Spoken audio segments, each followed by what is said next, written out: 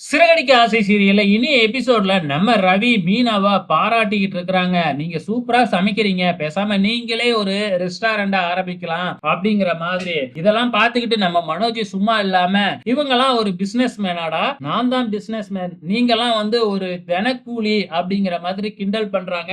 இத கேட்ட உடனே நம்ம முத்துவுக்கு கோவம் நம்ம மனோஜ வாங்குன்னு வாங்கிடுறாப்ல. ஏன்டா அடுத்தவங்க பண்ணி குடுக்குற பாத்திரத்த தானே நீ வித்துக்கிட்டு இருக்க. நீலாம் ஒரு பிசினஸ் மேனா அப்படிங்கிற மாதிரி மனோஜ வச்சு செய்ன்னு செஞ்சு விடுறாங்க.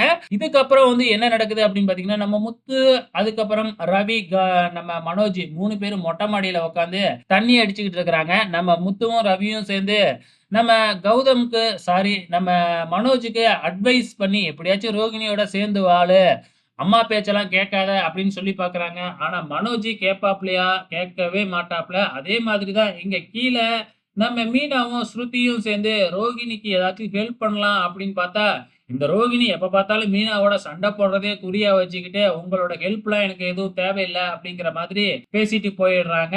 சோ இனிய எபிசோட பொறுத்தளவு பெருசா எதுவும் நடக்கலைங்க. இதுதாங்க நடந்திருக்கு. வெயிட் பண்ணி பார்க்கலாம் நாளைக்கு என்ன நடக்குதுன்னு.